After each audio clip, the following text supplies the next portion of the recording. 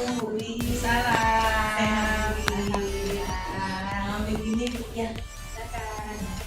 Mungkin begini Bu Wi, seperti yang sudah saya sampaikan kemarin, hari ini kami mau mewawancarai Bu Wi sebagai kepala sekolah terkait dengan tugas demonstrasi kontekstual tentang pengambilan keputusan yang berbasis nilai kebajikan.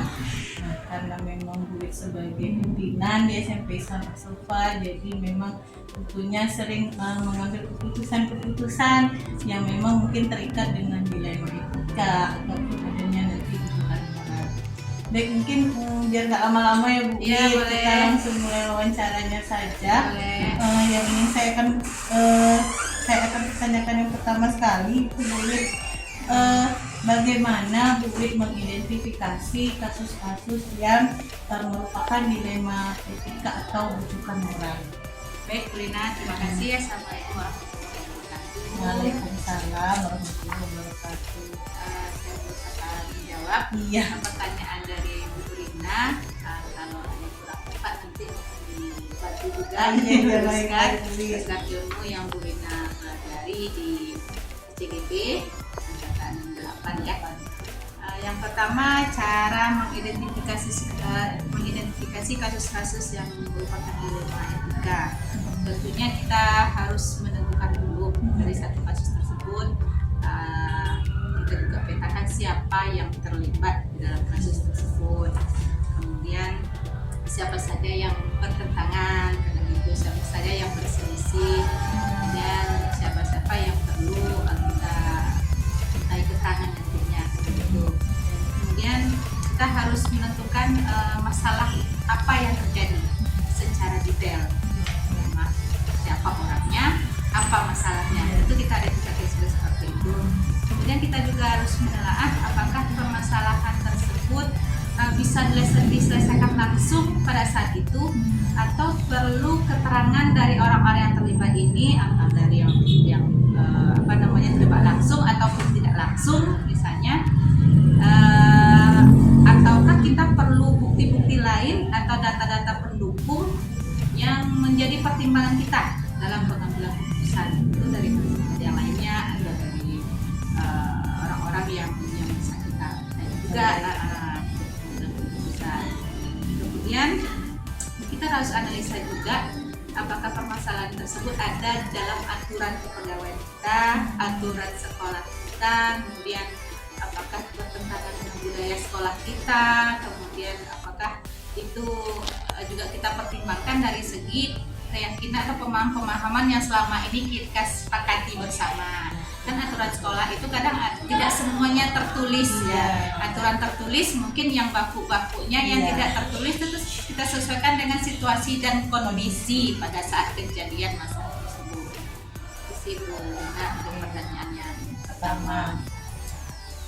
Selanjutnya nih Bu Wit, selama Bu Wit memimpin, bagaimana cara Bu Wit menjalankan pengambilan keputusan, terutama untuk kasus-kasus di mana ada dua kepentingan yang sama-sama benar atau sama-sama mengandung nilai kebajikan. Baik, Bu, tentu yang pertama sebagai pimpinan saya kan tidak sendiri. Walaupun kepala sekolah itu topnya, top manajernya. Tapi dalam pengambilan keputusan tentu harus berdiskusi, karena ini keputusan untuk bersama di sekolah untuk kebaikan ke depannya. Tentu perlu pertimbangan dari orang yang terkait. Kalau kepala sekolah tentu kita berdiskusi dengan wakil kepala sekolah, jadi berdiskusi dengan tim diwakil apa-apa yang seharusnya kita lakukan atau keputusan apa yang akan kita ambil. Kemudian yang kedua, bisa jadi dalam suatu kasus kita mendiskusikannya dalam rapat kerja secara umum. Masalah terjadi pada siswa misalnya, atau pada lingkungan sekolah yang lainnya, masalah sarpa atau yang lainnya, kita diskusikan. Nah, atau teman-teman juga punya solusi yang terbaik. Misalnya ada saran dan yang lain dari teman-teman punya ide-ide yang lain untuk menyelesaikan suatu masalah dan begitu anak gitu. Jadi kita bawa ke rapat umum, rapat guru dan karyawan, sehingga meminta masukan dan pendapat dari kawan guru, mana tahu itu lebih baik lagi perkembangannya, kan seperti itu. Kemudian membuat kesepakatan ataupun keputusan bersama. Misalnya sudah dapat nih di dalam rapat umum, misalnya kita diskusikan, kita lihat mana keputusan yang sebaiknya kita ambil, dan itu atas kesepakatan kita bersama. Kalau kita bersama sudah sepakat, berarti semuanya harus menjalani, bukan atas hanya pimpinan sekolah, bukan atas keputusan kepala sekolah sendiri. Kalau keputusan kepala sekolah sendiri kan bahasanya itu kan keputusan kepala sekolah, kan gitu. Jadi feedbacknya kurang bagus. Jadi kalau sudah keputusan bersama, siapapun dalam itu, sebelum keputusan itu kita tetapkan, bisa komplain atau bisa mengajukan keberatan. Begini, tapi keberatan itu harus ada solusi lain yang ditawarkan, bukan hanya sekedar keberatan, tapi ada solusi lain yang harus ditawarkan. Nah, kalau sudah sepakat semuanya, baru kita ketok palu. Di Bapak Ibu, ini solusi yang kita lakukan ya, mulai kapannya, apanya tergantung dari permasalahan itu sendiri. Besok misalnya kita harus begini, bukan depan kita harus begini. Jika ini terjadi pada siswa misalnya harus begini. Jika ini terjadi pada guru, kita harus begini. Ya, sama semuanya perlakuannya. Jadi kadang yang mengalami di lapangan itu kan guru. Nah, kita kan taunya harusnya begini kan begitu. Aturan sekolah begini, tapi kadang situasi kondisi agak berbeda dengan yang kita secara teori. Nah, kalau memang itu harus diputuskan di tingkat pimpinan, tidak bisa dimusyawarahkan dengan urgent atau yang lainnya. Jadi memang ya di rapat pimpinan itulah kita putuskan, tentunya mempertimbangkan juga dampak keputusan tersebut. Sebelum kita mengambil keputusan terus tahu dulu, kalau seandainya ini kita putuskan A misalnya, apa dampaknya, pada akibatnya kawan-kawan, apa dengan guru, apakah dengan siswa, kita telah dulu, kita analisa. Jika kita ambil keputusan B misalnya, apa akibatnya, apa dampak positifnya, apa dampak negatifnya. Tentu kita mengambil yang dampak positifnya banyak, kita memilih dari dua yang susah kita benar itu kan, kita lihat mana yang banyak nilai positifnya. Itu kan berkaitan dengan juga dengan kepentingan sekolah untuk masa depannya. Mana tahu ini kejadian lagi di masa datang, itu jadi referensi juga bagi kita. Selanjutnya Bu It, apa saja langkah-langkah atau prosedur yang biasanya sudah dilakukan selama ini dalam mengambil keputusan? Tadi itu berarti dimusyawarahkan, itu tadi berarti jika masalah tersebut bisa dimusyawarahkan bersama, menyangkut kepentingan bersama, tentu kita musyawarahkan juga bersama. Hal-hal apa saja nih Bu It yang selama ini Bu It anggap efektif dalam pengambilan keputusan pada kasus-kasus dilema etika? Memang untuk dilema etika ini kan istilahnya kita memutuskan dari dua keadaan yang sama-sama benar gitu. Kita pilih A benar juga, kita pilih B kita benar juga, tapi kan kita harus sesuaikan dengan situasi dan kondisi saat itu. Satu saat ini A benar di kondisi ini, tapi di solusi lain belum tentu dia benar. Nah, kan begitu. Itu harus mencermat kita menganalisanya. Kita cermati kondisi. Ya, yang pertama tentu kita identifikasi dulu masalah yang terjadi tadi. Masalahnya apa, kondisinya bagaimana, dan begitu. Kemudian ya dalam sebuah masalah namanya mencari menelaah, mengidentifikasi, tentu mencari informasi yang detail, yang lengkap supaya keputusan ini tidak tidak ambigu nantinya, atau tidak bertentangan nantinya dengan kepentingan umum, atau tidak bertentangan atau tidak punya salah paham orang lain terhadap keputusan kita tersebut. Kemudian juga seperti tadi, setiap masalah tentu kita perlu berdiskusi dengan pimpinan yang lain dan gitu, untuk menentukan solusi yang tepat. Kalaupun nanti di pimpinan juga misalnya belum kuat rasanya ini keputusan, kita bisa bertanya kepada guru yang paham masalah tersebut. Misalnya masalah anak di bidang olahraga, misalnya begini yang terjadi, itu kita minta pendapatnya guru olahraga. Misalnya masalah anak di BK, masalah karakter, misalnya wali kelas, tentu kita bertanya dengan wali kelas. Jadi ada bukti pendukung yang bisa kita ambil atau bisa kita tentukan untuk mendukung kuatnya sebuah keputusan. Nah, kan Bu, pasti ada tantangan nih Bu Ya. dalam setiap keputusan yang kita ambil. Kira-kira selama Bu memimpin apa saja dalam mengambil keputusan, apa saja tantangannya nih Bu? Sebenarnya tantangannya banyak ya Bu. Iya. Karena sendiri tahu kayak mana seorang leader itu kan. Betul. Ya. Apalagi namanya kita masih muda ini Iya, iya, betul. saya juga kepala sekolah yang baru 2 tahun gitu, Iya, pengalamannya kurang. Mm-mm.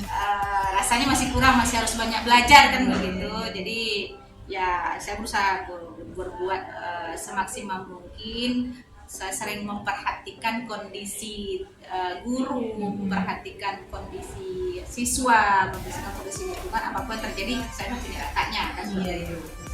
Pertama tentu kita harus sebagai guru, sebagai kepala sekolah tentu bersikap terbuka, bersikap netral, dan juga bersikap adil kepada seluruh warga sekolah. Jika satu perlakuan kepada si A, semua mendapat perlakuan yang sama. Tidak membeda-bedakan siswa, tidak membeda-bedakan guru, tidak membeda-bedakan wali murid misalnya sebagai stakeholder kita. Jadi perlakuannya sama, adil, disesuaikan juga dengan kondisi dalam permasalahan yang terjadi dan itu.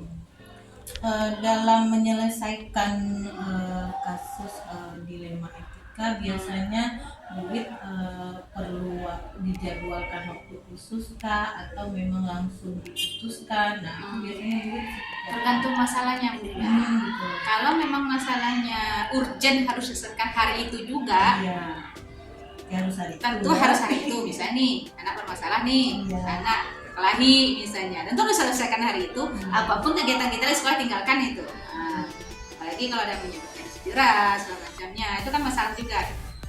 Jadi tergantung masalahnya, tergantung rumitnya masalah juga. Dan jika masalah tersebut membutuhkan pendapat orang lain, membutuhkan informasi-informasi atau bukti-bukti yang lebih dalam, misalnya kita kurang bukti, kurang dapat informasi yang lebih ini, jadi kalau bisa dipending tentu kita rapatkan di rapat pimpinan. Kita tahu kalau rapat pimpinan sudah hari Selasa. Seandainya juga belum dapat keputusan misalnya menyangkut yang lebih luas lagi bisa, atau menyangkut kepentingan sekolah, bisa kita diskusikan juga dengan atasan kita dan rektorat ataupun dengan yayasan, dibawa juga beberapa yayasan setiap hari Rabu. Jika itu memang masih bisa kita pending. Tapi kalau urgent nih harus di hari itu. Iya, iya. Memang tergantung kondisi Iya. ya. Adakah nih Bu seseorang atau faktor-faktor yang selama ini mempermudah atau membantu Bu dalam pengambilan keputusan? Tentu lebih lumayan. Yang pertama tentu tim yang solid dulu, tim yang kompak, tim yang solid yang punya pemahaman sama dengan kita. Kalau sudah berbeda pemahaman di tim kita, tentu agak susah juga kita mengumpulkan pendapat atau berargumen kan begitu. Di tim pimpinan harus solid dulu, bersama pemahaman kita bahwa kepentingan utama adalah pendidikan sekolah. Nah, kemudian juga guru-guru yang memiliki komitmen untuk maju juga bisa untuk berubah ke arah yang lebih baik, itu juga faktor yang membantu gitu. Nah, sekarang kan terjadi perubahan paradigma baru nih di kalangan pendidikan.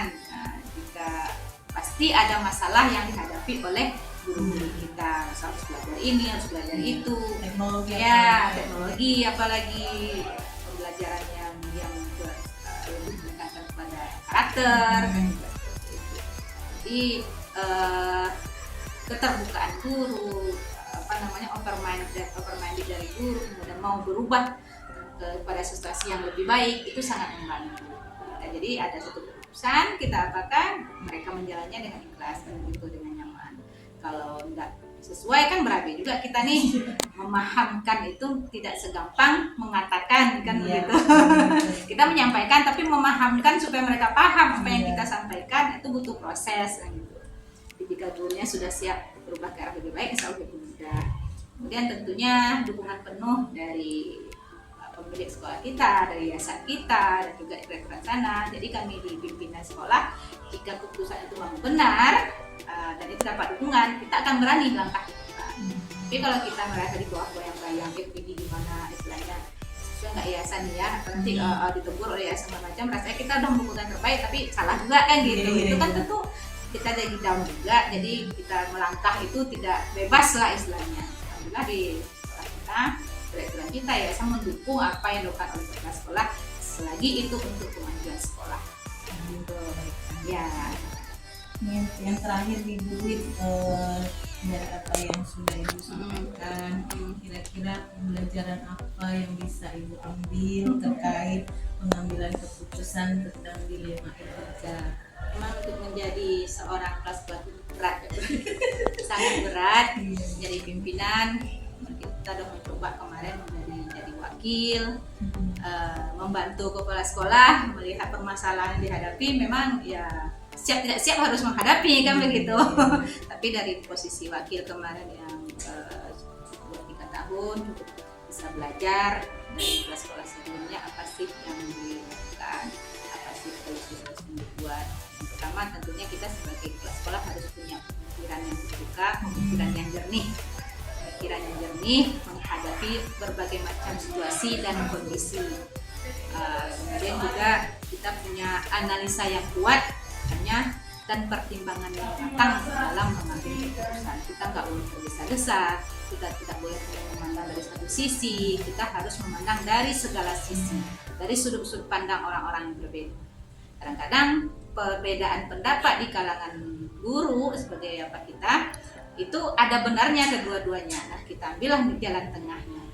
Mana yang tidak merugikan kepentingan bersama, mana yang bisa dipegang untuk kedepannya. Kita sebagai kepala sekolah harus bisa membuat kawan kita percaya sama kita. Karena kita memimpin mereka, kalau mereka nggak percaya sama kita, gimana? Kan begitu. Berarti nggak akan didengar suara kita, nggak akan didengar apa yang kita sampaikan. Tapi kalau kawan-kawan percaya dengan kita, kawan-kawan melihat kita itu kompeten atau tidaknya dari cara menyelesaikan masalah. Guru-guru bisa melihat, oh kelas sekolah ini kompeten nih, oh kelas sekolah ini mampu nih.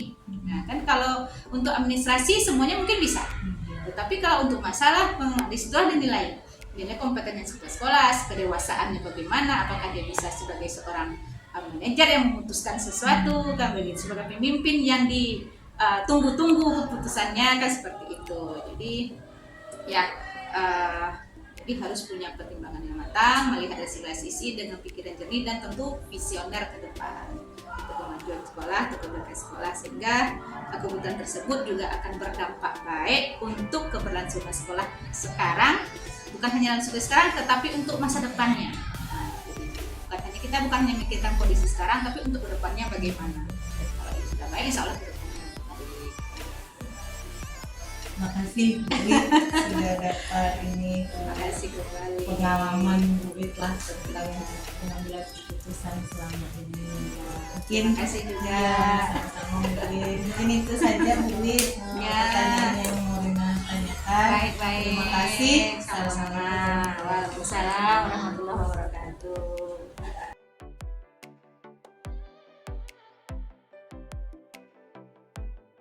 Assalamualaikum Bu. Waalaikumsalam. Sehat Bu. Alhamdulillah, silakan Bu. Iya, makasih Bu. Ini nih Bun, maksud kedatangan Rina ke sini seperti yang sudah Rina sampaikan sebelumnya, kalau Rina ada tugas tentang demonstrasi kontekstual tentang pengambilan keputusan berbasis nilai kebajikan. Jadi kami disuruh untuk mewawancarai kepala sekolah tentang bagaimana pengambilan keputusan yang sudah dilakukan selama ini. Kita waktunya ya Bun, silahkan. Yang pertama Bun yang ingin kita tanyakan, selama Bunda jadi kepala sekolah, bagaimana Bunda mengidentifikasi kasus-kasus yang merupakan dilema etika atau rujukan moral? Mengidentifikasinya ya. Iya. Kalau untuk kasus itu mungkin yang pertama Bunda mengetahui kasus itu seperti apa. Setelah diketahui nanti kita cari fakta-faktanya seperti apa, baru nanti kesimpulan dari kasus itu. Nanti dari kesimpulan itulah nanti Bunda bisa mengambil langkah apa yang akan Bunda lakukan. Jadi cari tahu dulu ya Bu ya, bagaimana untuk Bunda menjalankan pengambilan keputusan kalau kasusnya itu sama-sama benar untuk nilai kebajikan. Kalau ada berarti ada 2 kasus itu ya, setidaknya sama-sama gitu, kepentingannya mungkin sama. Mungkin kalau untuk hal seperti itu Bunda lebih ke musyawarah bersama. Bunda menceritakan bersama dengan guru-guru atau pihak yang terkait. Nanti kita musyawarahkan untuk mengambil keputusan itu. Baik, yang selanjutnya nih Bun, langkah-langkah atau prosedur apa yang biasanya Bunda jalankan dalam pengambilan keputusan? Nah, kalau langkah-langkahnya untuk ngambil keputusan seperti tadi, kita tinjau dulu masalahnya itu seperti apa, besar apa kecilnya gitu kan. Baru nanti kita cari fakta-faktanya langsung, nanti bersama. Kalau besar itu perlu musyawarah juga dengan beberapa teman, beberapa guru atau pihak yang lain. Tapi kalau masalah kecil, kalau bisa Bunda ambil langsung keputusan, Bunda kasih keputusan pada saat itu juga. Selama ini Bun, hal-hal apa saja yang Bunda anggap efektif dalam pengambilan keputusan yang menyangkut dilema etika? Kalau yang efektif itu memang bermusyawarah kalau menurut Bunda. Ya, bermusyawarah untuk mengambil keputusan, apalagi yang seperti itu kasus yang sama itu benar-benar kita musyawarahkan bersama. Jadi kesepakatan bersama lah ya Bun yang kita dapatkan. Tentunya nih Bun, selama Bunda mengambil keputusan pasti ada tantangan-tantangan yang Bunda hadapi. Nah, kira-kira apa aja nih Bun tantangannya yang Bunda rasakan? Sejauh ini untuk tantangan itu mungkin buat teman kita bermusyawarah tuh tentu ada yang tidak sepemikiran sama kita. Jadi mungkin tantangannya itu saja, mungkin tantangan kecil untuk sejauh ini. Beda pendapat Iya, mungkin ya benar. Kalau misalnya ada nanti Bunda mendapatkan masalah dilema etika pada suatu waktu misalnya, Bunda biasanya menyelesaikan masalahnya saat itu juga kah, atau ada jadwal khusus nih untuk penyelesaian masalah itu? Ya, kalau untuk hal seperti itu kita lihat lagi kasusnya seperti apa, permasalahan seperti apa. Kalau seandainya itu masih kecil ruang lingkupnya, mungkin bisa kita ambil keputusan saat itu. Tapi kalau sudah permasalahan besar, tentu kita bawa lagi ke forum dan bermusyawarah kembali begitu. Kemudian Bun, selama Bunda mengambil keputusan, kira-kira ada nggak ya faktor yang mendukung atau yang membantu Bunda dalam, entah itu orang atau apa saja yang membantu Bunda dalam mengambil keputusan? Iya, tentu ada istilah pihak luar yang membantu. Itu ada tentunya yang lebih mungkin berpengalaman dari kita untuk memecahkan kasus-kasus itu, akan kita bawa dalam bermusyawarah untuk memecahkan kasus tersebut. Nah, dari semua yang sudah Bunda sampaikan nih, kira-kira pembelajaran apa yang bisa Bunda ambil dari pengambilan keputusan selama ini? Kalau selama ini Bunda menjadi pimpinan itu yang banyak Bunda pelajari itu memang harus banyak lebih bersabar untuk permasalahan ini. Tentunya mungkin mendapat ilmu yang baru juga karena permasalahannya juga baru begitu. Banyak sabar menghadapi rekan-rekan guru yang Nah, baik Bunda, mungkin itu saja pertanyaan yang ingin saya tanyakan. Terima kasih Bunda atas waktunya. Sama. Terima kasih juga pengalamannya. Mungkin itu saja. Assalamualaikum warahmatullahi wabarakatuh. Waalaikumsalam warahmatullahi Terima kasih ya, Bu. wabarakatuh.